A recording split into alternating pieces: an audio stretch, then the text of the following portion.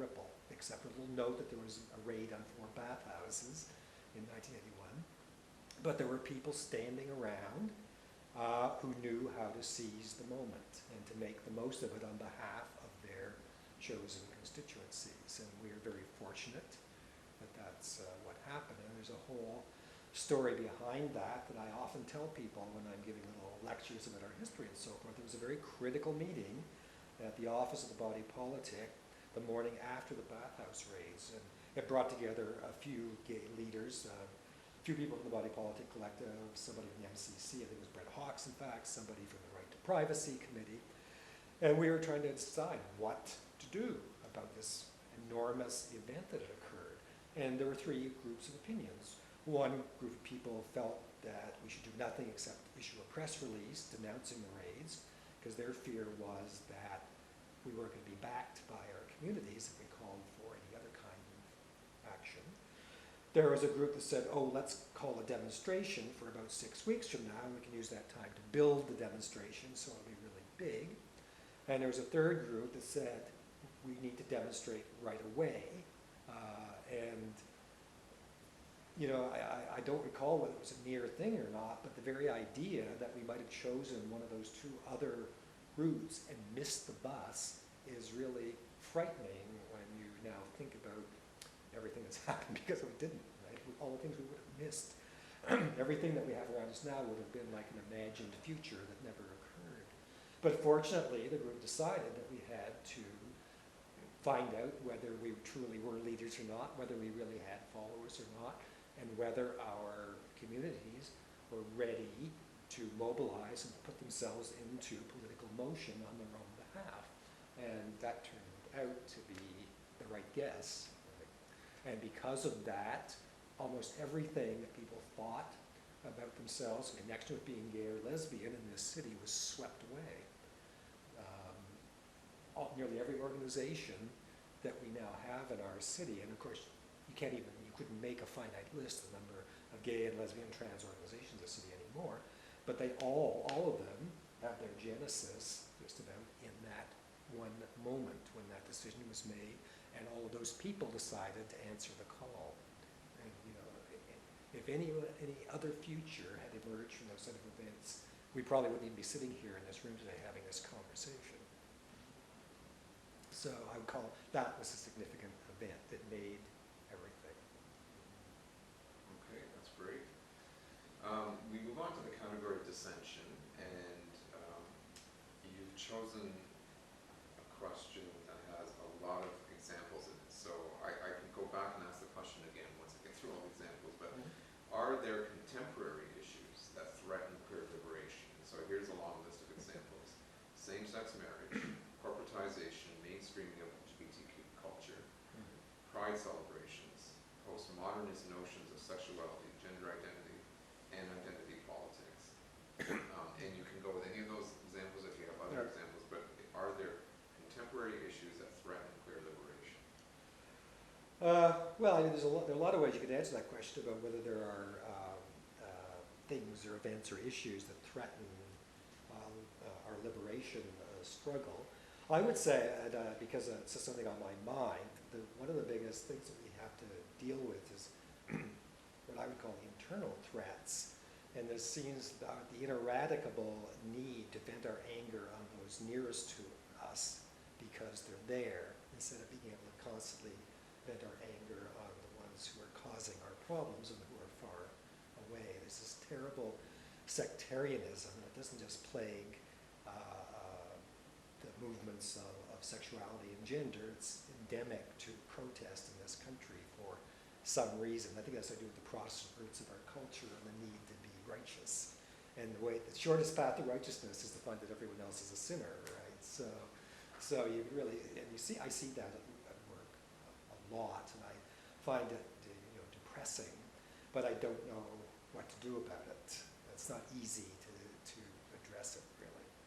And one of the ironies of it is that one of the biggest casualties of that has been gay men, my age bracket, who now feel, I know some of them, excluded from the movement that they started, and in fact could not have come into being without the sacrifices that they made. And sometimes I feel like, oh, stop feeling sorry for yourself. But other times I can see what they mean. I understand that what they're really saying is, we're being disrespected, and it's not like we want to be hero worshipped or anything like that, but to have our beings and the history that we represent delegitimized is bad for us and it's bad for everybody else, because there's so much to learn from that. So I would say that internal problem is an important one. It'll never be completely solved, and every movement struggles along with its internal issues. As far as externalities go, every ideology, every set of ideas, every movement struggles with competitors, and is locked in this need to win people over, particularly the critical mass necessary to change things. I don't feel at the moment that there are an enormous number of competitors, but our population sees no compelling reason to mobilize itself right now. And I know young people often, they're quite romantic about the 1980s, the 70s. Oh, I wish I'd been alive then, things are so conservative now and so forth. But I always say to them, if you think the world around you is conservative, the world in 1968 was 10 times as conservative. And I've always said, if a struggle for sexual freedom can root itself and blossom and flourish in such unpromising, stony territory as Toronto, Protestant Toronto of the late 1960s, it can happen anywhere. I mean, Toronto's in a way a great lesson for everyone, because it was one of the most improbable places for such a thing to happen, and yet it's been one of the most successful. The other thing to keep in mind is that the urge to change, the urge to be political, is often always there right under the surface, like a river that runs underground, and you just never know when it's going to spring out into the open. So it's always wrong to feel terminally discouraged and think that it's not going to be possible for anything to happen. Political uprisings are not predictable. All you can do is hope that you're around when one happens, and that you're smart enough, and enough other people are smart enough to feed it and to keep it going. But the potential is always there. It's not in our power to provoke it, I don't think, by and large. It's in the power of our oppressors, of our elites, to provoke it. They often do, quite stupidly and unintentionally, as is the case with the bathhouse raids. And sometimes they do it deliberately, but lose control of it. I always think there's as long as there are people living and breathing, and they're not happy with their lives and their lot in the scheme of things, there's hope for politics. Okay. I'm wondering if you would elaborate on one of the examples, because I remember over the years, especially when it was a key issue, this whole battle for same-sex marriage, seeing your few comments that I saw on it, because I think, in the position you were in, you've got your work to do, kind of thing. But you were like clear that this was not something that you were going to embrace, right. and I was so able to relate to it. But there weren't many voices out there doing that, right. Which was so frustrating. But anyway, I just thought, this is a bit of an opportunity to explain why that wasn't necessarily a good fit with liberation, and that right. was not on the minds of the original, right. Movers right. and shakers. And right. Well, I could tell you exactly why gay marriage is not a useful or helpful thing for gay people or anyone else, gay or straight, even lawyers, to pursue. And it's this: the gay liberation movement at its inception was not just a movement to improve the lot of gay men and lesbians. We believe, and I still do, that because of our particular location in society, we had acquired a certain amount of knowledge and wisdom about organizing relationships that everybody could benefit from knowing about and learning. And in fact, we do see that all the time. That it frustrated me that it seemed so many gay people wanted to be more like straights. At the same time, that a lot of straight people were saying, why can't we be more like those gay men and those lesbians and be in relationships where we're equal? So there's a huge thing there that we have a lot to teach straight people, heterosexuals, and they want to learn it. Large numbers of them want to learn it. And instead of latching on to that, the gay marriage folks have decided that we have nothing at all to teach heterosexuals. In fact, we have to learn from them about proper behavior. I will also add that marriage itself, while it was a useful institution in its time, is clearly bankrupt as anything other than a romantic notion. It's lost its economic foundation as women have gotten into the workforce. And we can see that by the amount of divorce that goes on, the hesitancy of huge numbers of people who even enter into the marital state, that it no longer serves the needs of the overwhelming number of people in our society.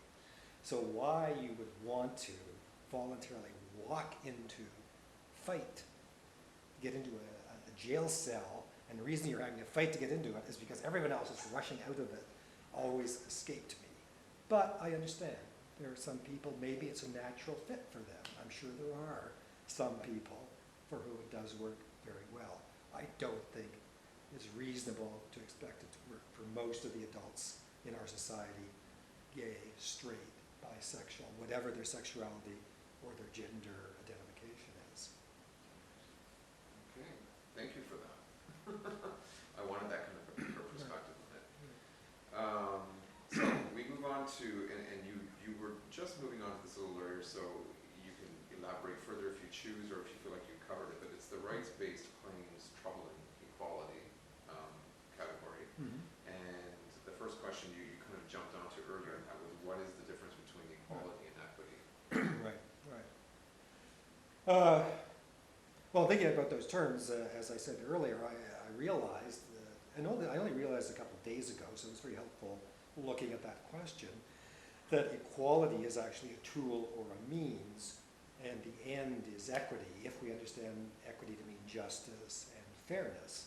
And we all know, everybody except lawyers knows that justice and fairness almost never emerges from making people the same, because we don't start out the same, so how can an application of a uniform regime make us end up the same? It just doesn't make any sense. The problem there is that we have a jurisprudence that's focused almost entirely on the theory that people are like manufactured things that come off the assembly line, and that the particular thing we want to cause is to mobilize the gay and lesbian population, cause them to take political action, to be activists in big ways and small, to take charge of their lives and be citizens. And so to the extent that that is the whole purpose of our organization, and I am the leader of that organization, that is my purpose in the world as well, and I hope my actual role. Okay, that's great. And can you share with us experiences in your work that you've had that you think is significant for how we think about queer liberation, either in thought, like in as theory, or as practice? Sorry, I'm not quite grasping the substance of that question. If you can share experiences in your work that you've had, and well, I mean, it could be your work, I mean even in your activist work as well, that you think is significant. So some of the experience that you've had that are significant in how we think about queer liberation in practice. Well, I'd like to think, first of all, that our organization has no little effect on how people think about a lot of things. I mean, I don't want to get carried away with that, but I do think that we put ideas before people, and we hope that they will think about those ideas and maybe pick them up and elaborate on them. Sorry. Okay. So in my work, we hope that people will pick up on the ideas that we're putting into our papers and on our websites, and absorb them or play with them in their minds, or possibly act on them. So in that sense, so particular things, I mean, I feel our organization, and therefore through it I feel that I've had an effect on a lot of things that have happened and how we think about it, particularly just a recent example, the whole struggle over who precisely owned Pride and who its so-called stakeholders are and who was entitled to make decisions on its behalf. That was a tremendous popular struggle that I like to think we played a big role in feeding and keeping alive when it was just in its beginning days, so that it can draw breath and find itself in our pages, if nowhere else at first, and draw adherence to it. And I think we did a pretty successful job of that. It wasn't just us. It was a really important and just cause that spoke to people, and the organizers were brilliant too. But I think that was important for me, that we had a very definable role in that. Going back farther in history, farther in my life, of course, there's the bathhouse riots, raids, and riots. And again, I think at that time we were publishing The Body Politic, and it also had, I hope, a significant role in shaping how people understood what was happening and how they responded to the events that were unfolding around them, and how they eventually came to see themselves as people who could participate and act in those events. So those are two big things for me, one from the distant past and one from just last year. And good examples, that's great. How would you define your role in the queer movement? I see my personal role as an instigator, and again, that's because of the organization that I am responsible for. We see ourselves as a catalyst. We want to stimulate people to think, and we want to induce them, incite them, entice them to act on what they think and what they believe they have discovered about the world, not just to be the passive consumers of things and information, whether it's our information or any other information. Our key message, I hope, comes through to people is we want them to be active in society, active as citizens, active politically, active with their neighbors, and so on. That just this whole idea that collective action is really the only way you can change the world in a substantial fashion. Okay, that's great.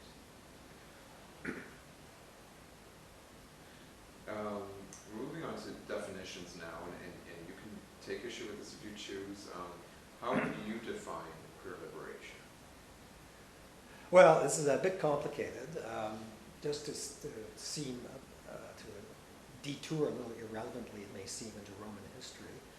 At the time of the fall of the Republic, Julius Caesar at one point famously said, when he was reproached that he was placing the Republic in danger, he replied, well, when Julius Caesar was reproached that he was placing the Republic in danger, he replied, the Republic is a phrase, nothing more.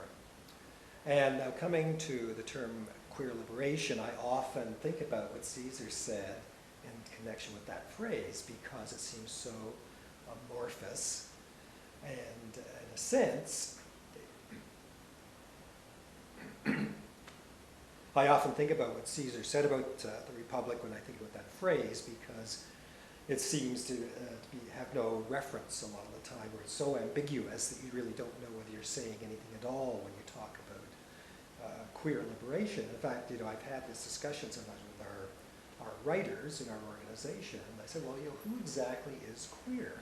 I mean, we can all agree certain people are clearly queer.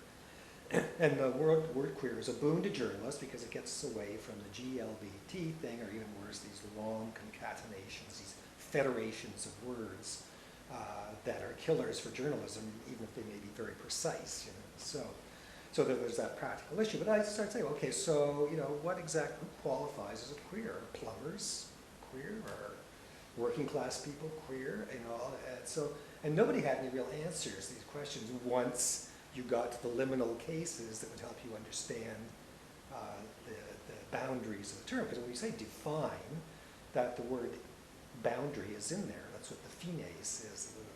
We want to tell what the edges of something are. That's what we tell what the meaning is. We say that it embraces this part of the world of meaning. So what I think is, how can we deploy this word? If I say to someone, blah, blah, blah, queer, blah, blah, blah, blah, what are they to understand from that? That is the big question for me. Okay, and you were really focusing in particular on that term queer. Mm-hmm. Do you want to talk a bit about just the term liberation for that matter, like on its own, Mm-hmm. and also your own history, because you were there for that very powerful, active first wave of gay liberation. Well, I feel sorry for that word liberation. In some ways, it's been so debased and twisted out of what it originally meant, at least for me, and I think for the people that were busy in the origins of the gay movement, because to us, liberation was about the actual physical facts of being. Liberation, freedom, it meant freedom to walk down a street, freedom to live where you wanted, freedom to hold the job that you were qualified to hold, real material facts about the world that made a difference to your health, your happiness, your prosperity. But over the years, and it's characteristic of our society, the word has gotten turned into more of a psychological state, where liberation seems to have to do more with how you feel about yourself and self-esteem and so forth. So there's been a loss of understanding there of what liberation is actually supposed to be. Till I think we've gotten to the point now where someone in solitary confinement could persuade themselves that they have become liberated, right? Because of everything that's happened in their brain. But liberation is a physical circumstance. And we aren't liberated. Liberation was a distant goal, or a goal at any rate, that we knew we probably wouldn't ever fully reach. It's something you get closer and closer to. And sometimes you suddenly get a lot closer. Sometimes you lurch backwards and get farther away. But it's an ideal. It's at the same time, it's about physical realities, not states of mind or emotions. So then that brings me to my own. I tend to avoid the word liberation for this reason, because it's so facilely used these days, and I tend to revert to words like freedom and justice instead, because they remain concrete things, particularly the word justice. Okay. And I see there's a reference to the word equity, and I thought a lot of what is the difference between equality and equity. It was a very stimulating opposition, but I think finally what I decided is, equality is a means and equity is an end. When we began to define what we were doing in terms of human rights struggles and equality rights, it wasn't because we thought those things were particularly admirable things, but we saw them as tools that allow us to organize people. And I don't mean to say that we were trying to mislead people or anything like that, but you needed to have freedom of speech, freedom of assembly, security of employment, a place to live, before you could begin to speak to people and have a public discussion about the important issues. So I really think people need to understand that for the gay movement, equality in its origins, at least the movement, was never an end. It was always a road. And I'm going to go off script here just for a second. Yeah. And on that front, do you think that's where a segment of the movement kind of veered off and went into what's known today as the rights claims kind of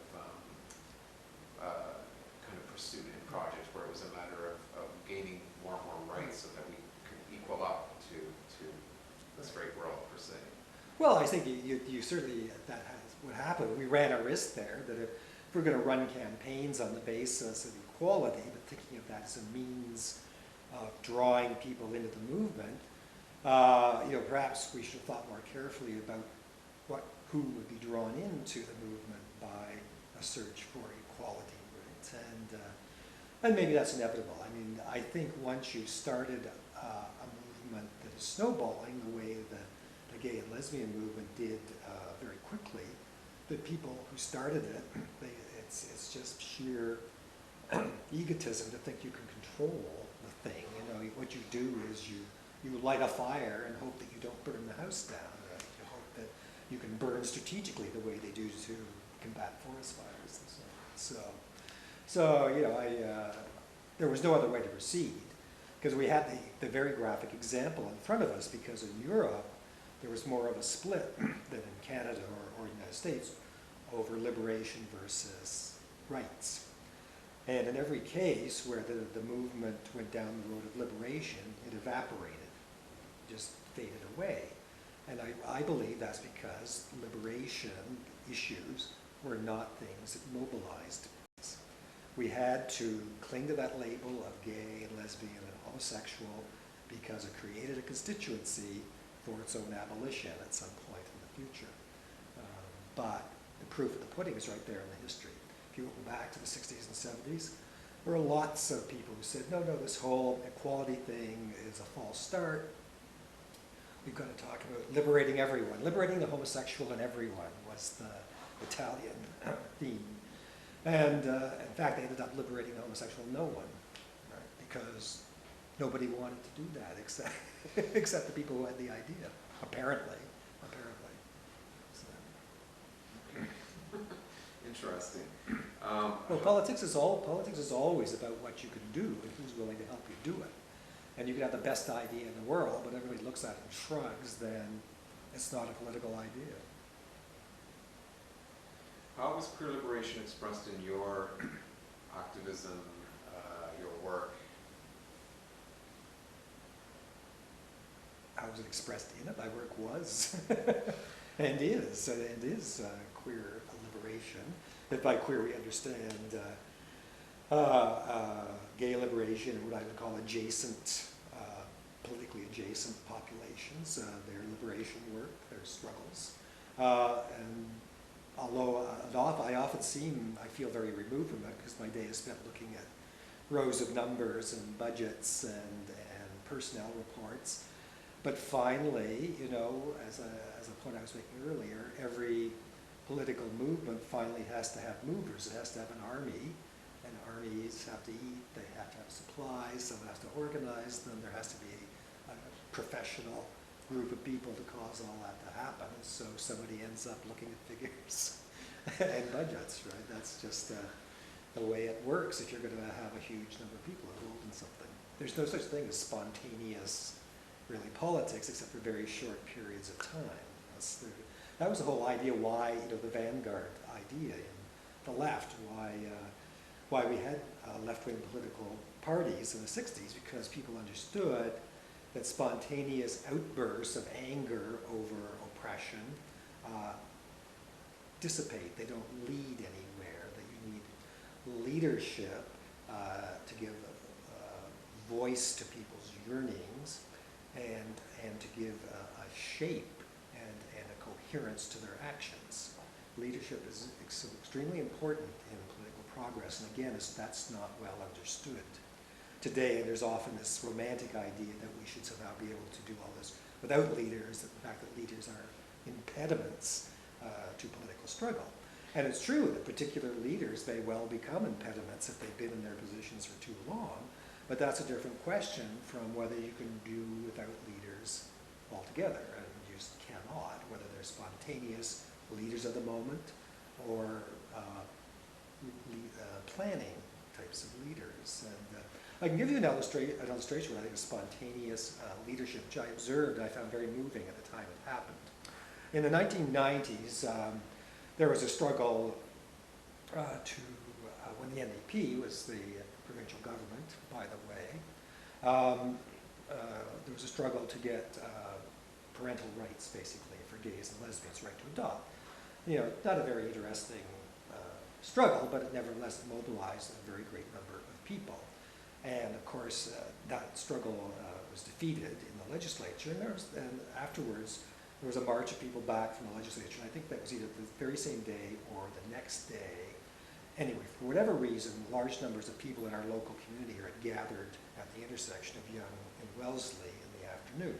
There were great crowds of people on all four corners, and you could feel that something wanted to happen.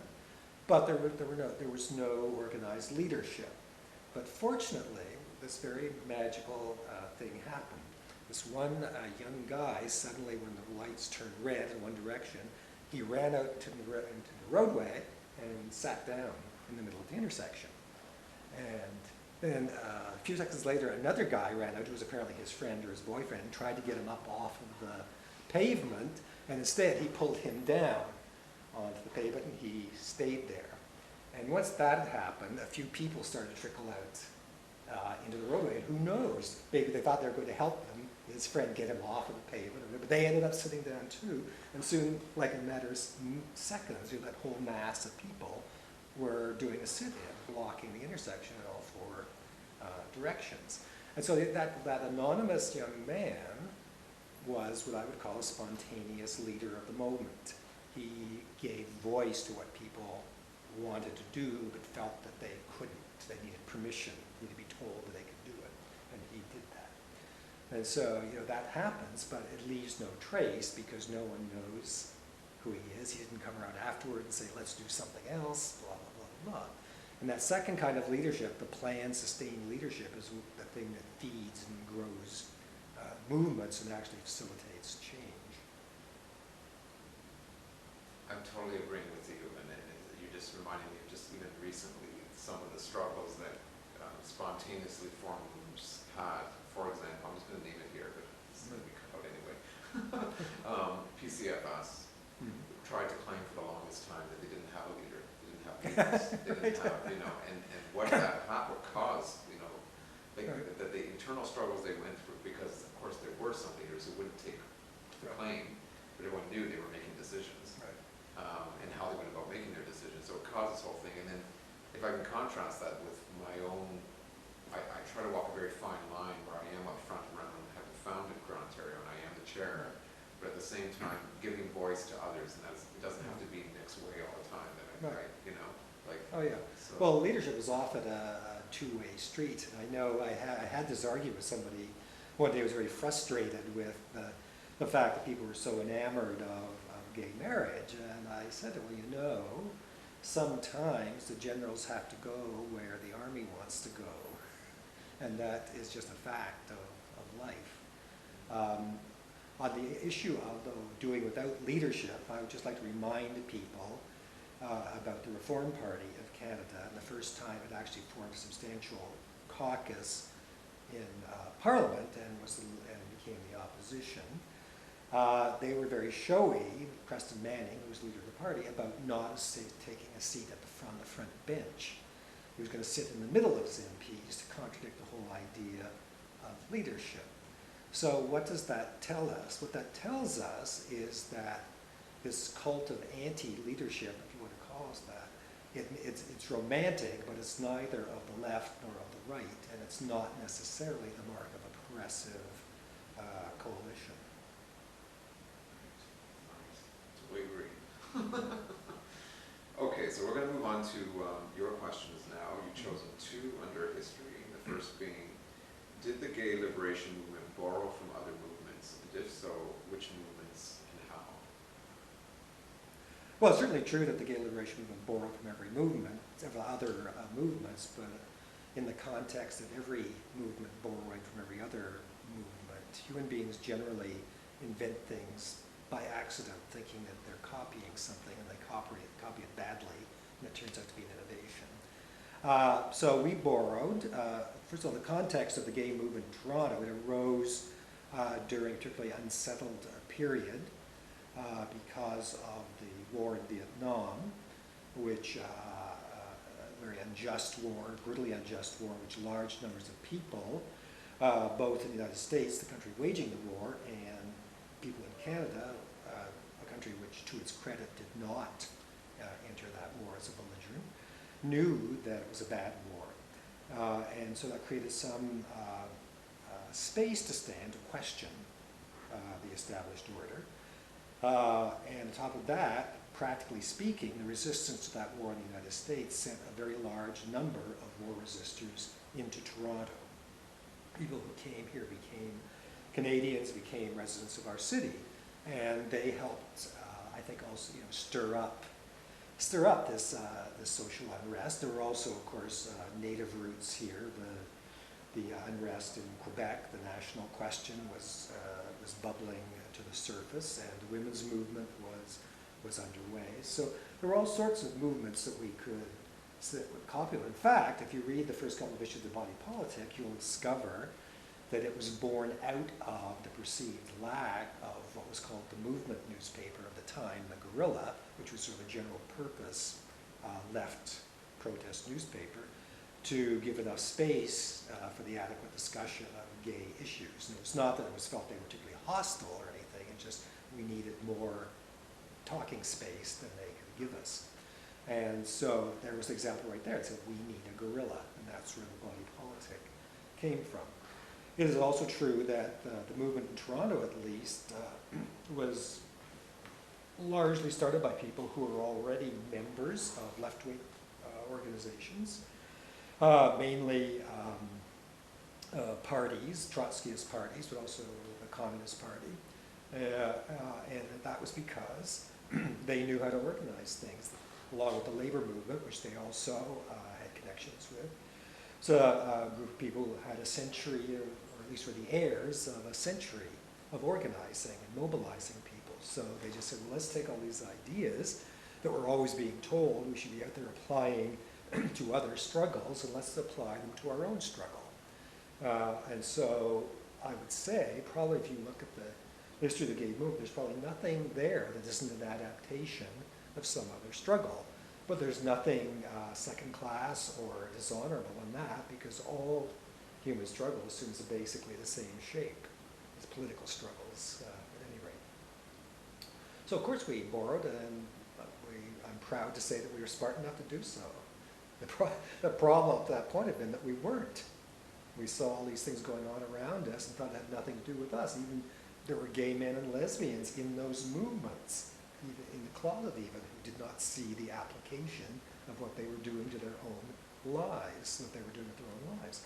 And I always think, if you think you're in politics and it does not touch your personal life, then you're fooling yourself. You are a fake, a poser, and the sooner you realize that, the better off you'll be, and the sooner you'll actually be political. Okay. And what are the most pivotal moments in our histories, and what can we learn from them? Well, in our history, I think let's be concrete here, in the history of Toronto, which is the history I'm most familiar with and the history I'm most proud of. Pivotal moment for sure. The reaction, the Toronto bathhouse raids, was an absolutely world-defining moment that changed everything. I mean, it's a cliche to talk about things changing everything, but it really did. Everything that we see around us today that we think about in connection with being gay or lesbian in particular, but even to some extent trans, grew out of that cataclysmic moment when everybody's worldview, a very large number of people's worldview, just fell apart, and they had to find a new way to look at things to make sense of the world. And you could see that happening, and we knew it was happening, and thank God that there were people there. And again, we come back to the question of leadership here. That movement could have, that moment, gone and left barely a ripple, except a little note that there was a raid on 4 bathhouses in 1981. But there were people standing around who knew how to seize the moment and to make the most of it on behalf of their chosen constituencies. And we are very fortunate that that's what happened. And there's a whole story behind that I often tell people when I'm giving little lectures about our history and so forth. There was a very critical meeting at the office of the Body Politic the morning after the bathhouse raids. And it brought together a few gay leaders, a few people from the Body Politic Collective, somebody from the MCC, I think it was Brett Hawkes, in fact, somebody from the Right to Privacy Committee. And we were trying to decide what to do about this enormous event that had occurred. And there were 3 groups of opinions. One group of people felt that we should do nothing except issue a press release denouncing the raids, because their fear was that we weren't going to be backed by our communities if we called for any other kind of action. There was a group that said, oh, let's call a demonstration for about 6 weeks from now, and we can use that time to build the demonstration so it'll be really big. And there was a third group that said, we need to demonstrate right away. And you know, I don't recall whether it was a near thing or not, but the very idea that we might have chosen one of those two other routes and missed the bus is really frightening when you now think about everything that's happened because we didn't, right? All the things we would have missed. Everything that we have around us now would have been like an imagined future that never occurred. But fortunately, the group decided that we had to find out whether we truly were leaders or not, whether we really had followers or not, and whether our communities were ready to mobilize and put themselves into political motion on their own behalf. And that turned out to be the right guess.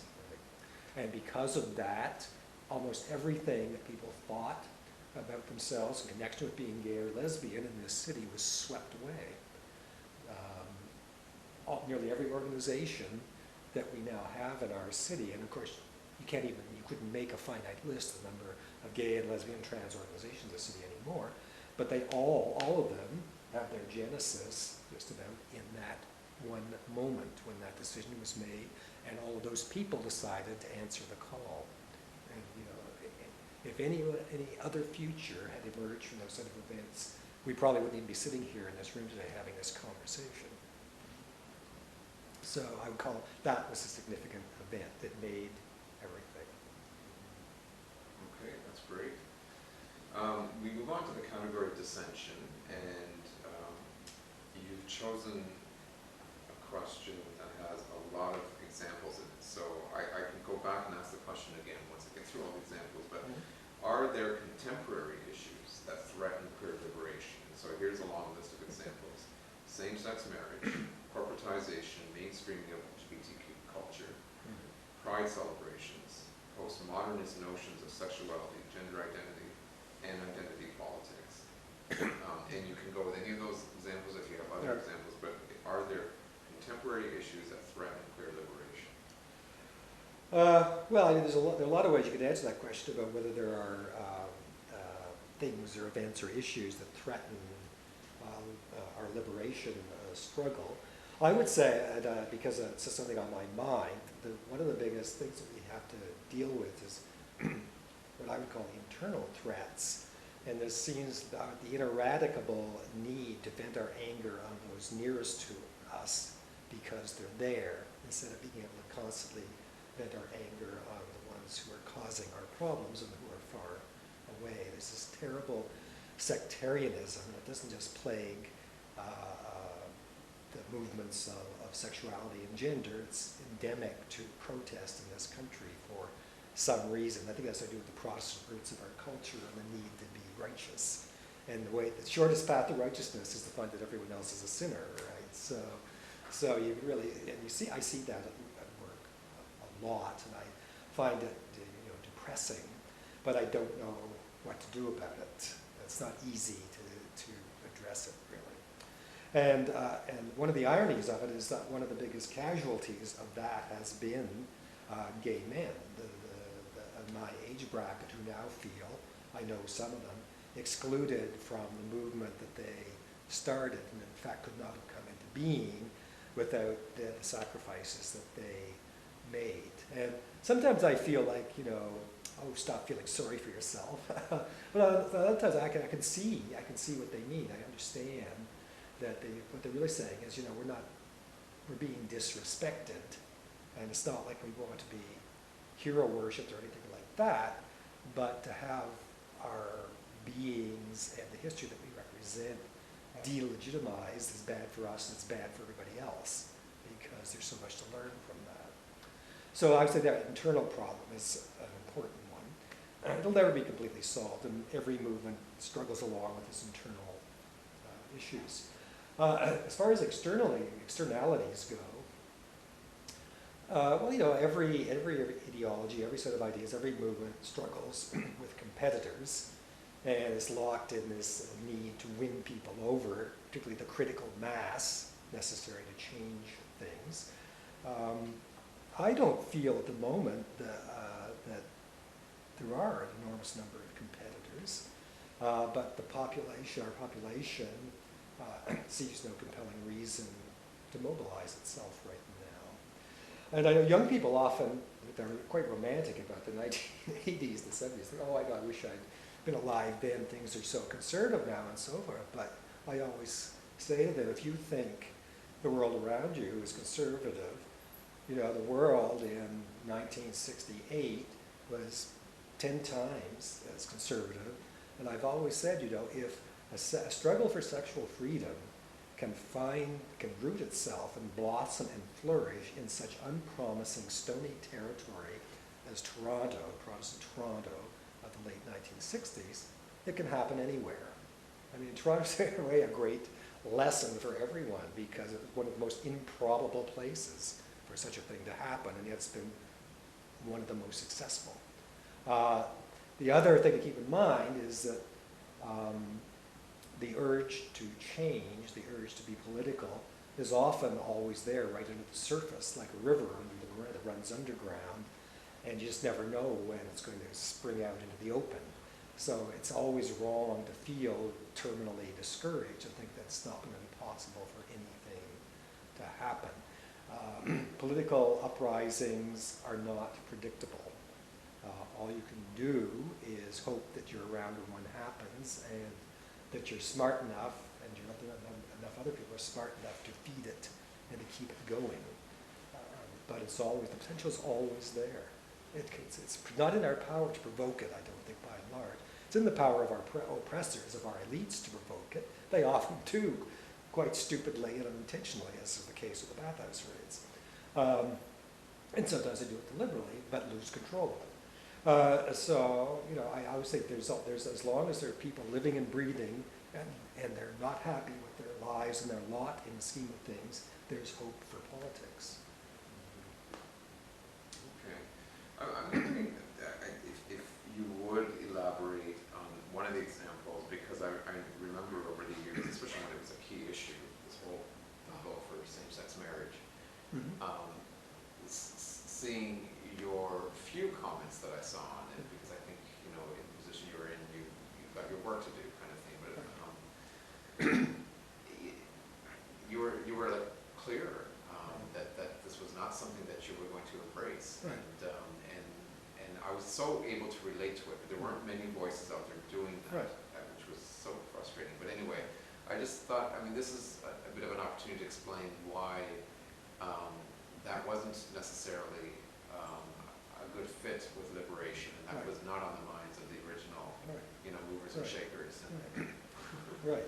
Well, I could tell you exactly why gay marriage is not a useful or helpful thing for gay people or anyone else, gay or straight, even lawyers, to pursue.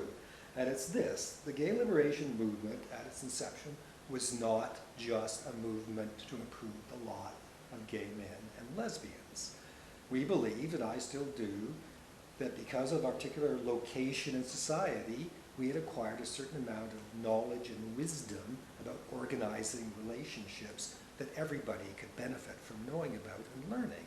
And in fact, we do see that all the time. That it frustrated me that it seemed so many gay people wanted to be more like straights. At the same time, that a lot of straight people were saying, why can't we be more like those gay men and those lesbians and be in relationships where we're equal?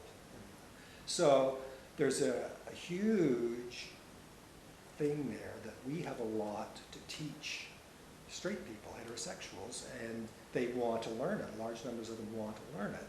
And instead of latching on to that, the gay marriage folks have decided that we have nothing at all to teach heterosexuals. In fact, we have to learn from men about proper behavior. I will also add that marriage itself, while it was a useful institution in its time, is clearly bankrupt as anything other than a romantic notion. It's lost its economic foundation as women have gotten into the workforce. And we can see that by the amount of divorce that goes on, the hesitancy on huge numbers of people to even enter into the marital state, that it no longer serves the needs of of the overwhelming number of people in our society. So why you would want to voluntarily walk into, fight, get into a jail cell, and the reason you're having to fight to get into it is because everyone else is rushing out of it, always escaped me. But I understand. There are some people, maybe it's a natural fit for them. I'm sure there are some people for whom it does work very well. I don't think it's reasonable to expect it to work for most of the adults in our society, gay, straight, bisexual, whatever their sexuality or their gender identification is. Okay, thank you for that. I wanted that kind of perspective of it. So we move on to, and you were just moving on to this a little earlier, so you can elaborate further if you choose or if you feel like you covered it, but it's the rights-based claims troubling equality category. Mm-hmm. And the first question you kind of jumped onto earlier, and that was, what is the difference between equality and equity? Right, right. Well, thinking about those terms, as I said earlier, I realized, and I only realized a couple of days ago, so it's very helpful looking at that question, that equality is actually a tool or a means, and the end is equity, if we understand equity to mean justice and fairness. And we all know, everybody except lawyers knows that justice and fairness almost never emerges from making people the same, because we don't start out the same, so how could an application of a uniform regime make us end up the same? It just doesn't make any sense.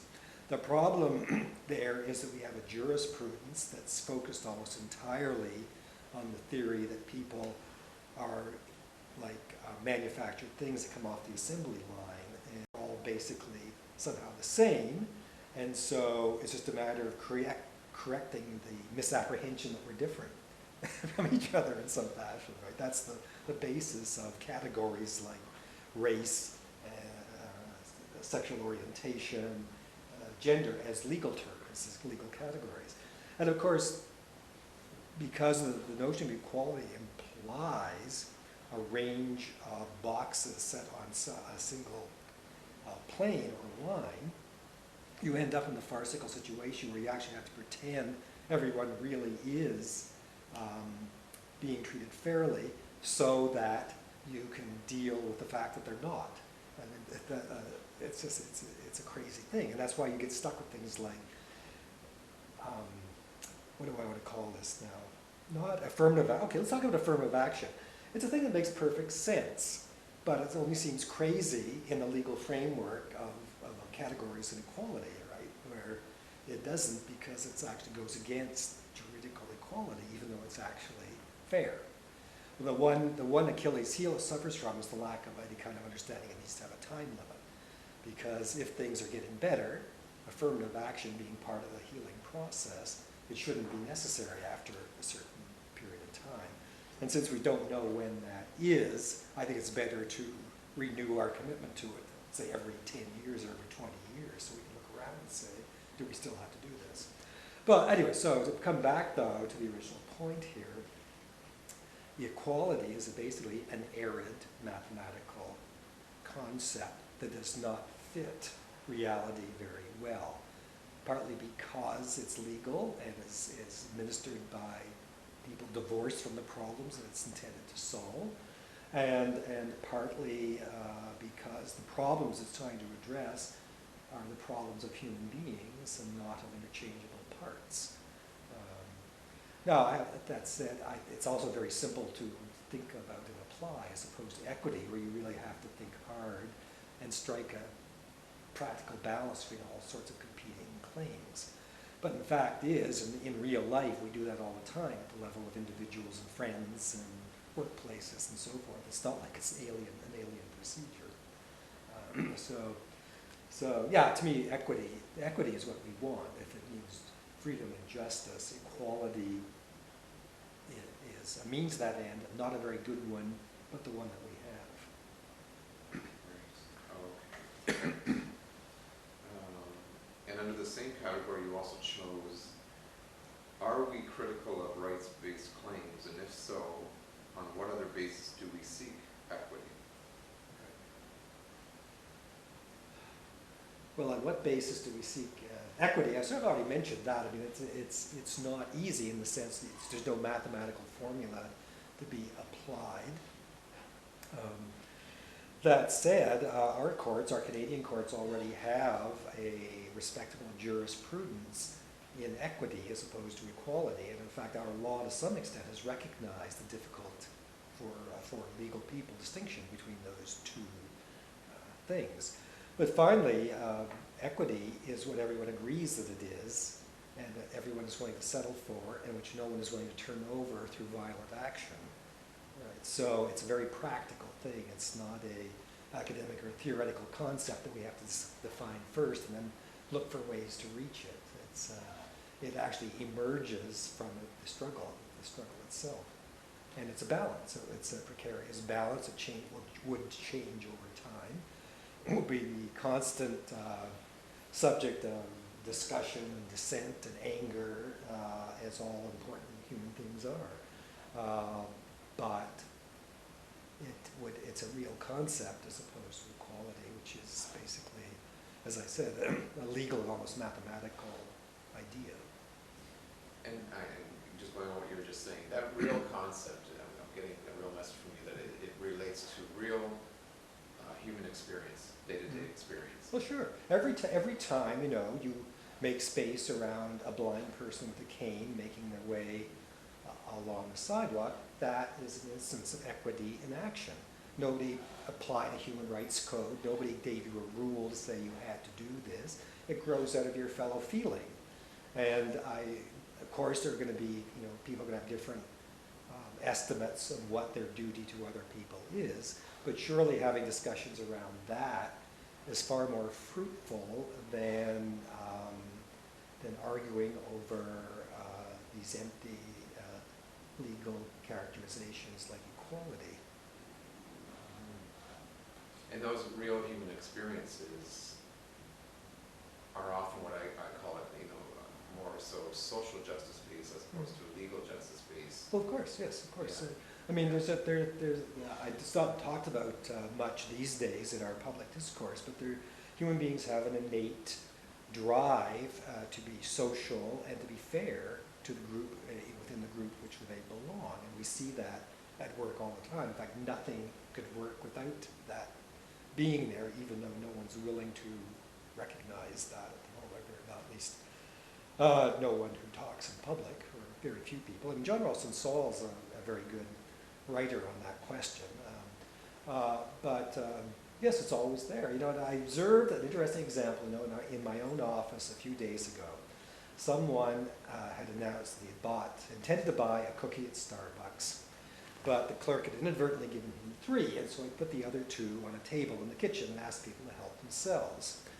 And if you read what goes on, what our media tell you, you'd think there'd be a mad rush in which people would be, the first 2 people who get there would seize the cookies, and that would be it. What actually happened is people trickled over there and each broke off a piece of the cookie because they knew that they had to share it with an unknown number of other people, and that others would come after them to seek a piece of it. And I thought, all that happened without anybody telling them to do it. And I mean, to me, that is the source and the root of what we're looking to make universal, right? The problem is that our society is a class society. It's largely organized to benefit a small group of people, and they have every rational reason to want to keep it that way. Of course they do.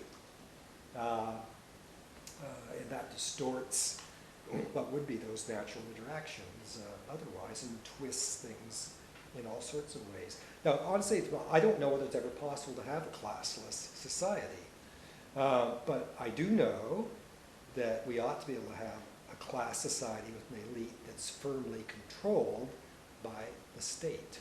And that is what we do not have, what we used to have, what we thought we were heading towards, but which has been completely destroyed by the disequilibrium of wealth in our society. Basically, the state has been purchased by the wealthiest people.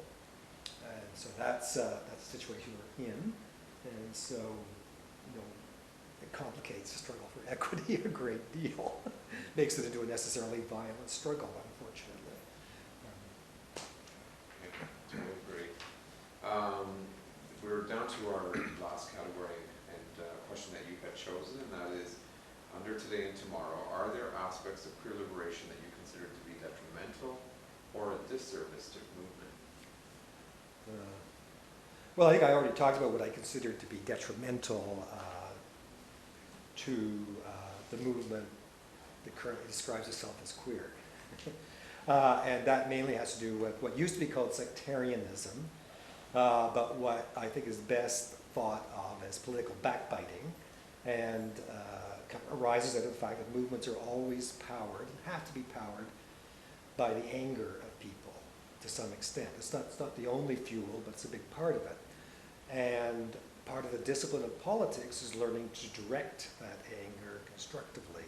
And what I feel that too often in our movements, in our communities, people for one reason or another decide, either because they're encouraged to do so or because they do it blindly without thinking about the consequences, they direct that anger at each other rather than directing it outward at the people they should be angry at.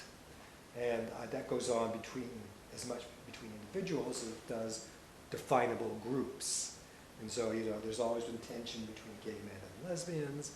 There's now tension between gay men and lesbians and one camp of trans people. There's tension between the one camp of trans people and the other. And there's nothing wrong with all those tensions. They reflect real differences in the life experience. The question is that we must not deal with them by reaching for our anger. That should be reserved for dealing with our opponents. Right. And so let me just go with that for a second. I mean, you're hitting on something that's so real right now. Mm-hmm.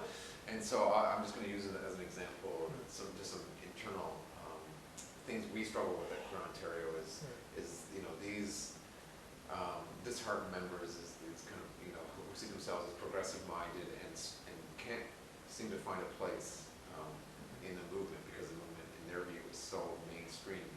Right. The anger that does come up and is directed at each other per se is along the lines of they're taking that tact, they're going to go about it using assimilationist politics, Right. and they have no patience for it. Right. How do we deal with this as Well, liberationists? First of per se? all liberation politics starts with you doing things, not demanding that other people do something or stop doing something. And again, I find in our communities there's a marked tendency to regard the existing constellation of organizations and other kinds of things that have grown out of the movement as a social service rather than the accoutrements of the community. And people cast themselves as potential consumers of that service and consequently adopt the attitude of the unhappy customer. Where is my blah? There's no room for me here, blah, blah. And I always said to them, I have news for you. There was no room at all before those people claimed it, and the way for you to get room is not to ask them for it, but for you to make your own room. It's very simple concept. The trouble is, it's hard to do. It's work, and it requires self-examination, among other things, and often that's not very happy. But that is just the plain truth. Other people are not here to serve us, right? Only in the sense that we're all here to help each other, that's true. But expecting that somehow you arrive at a place and things are given to you, particularly when we're talking about freedoms that have actually been built by struggle over a period of years and are always in peril, it's just nonsense to think of that as destructive, and it moves no one forward.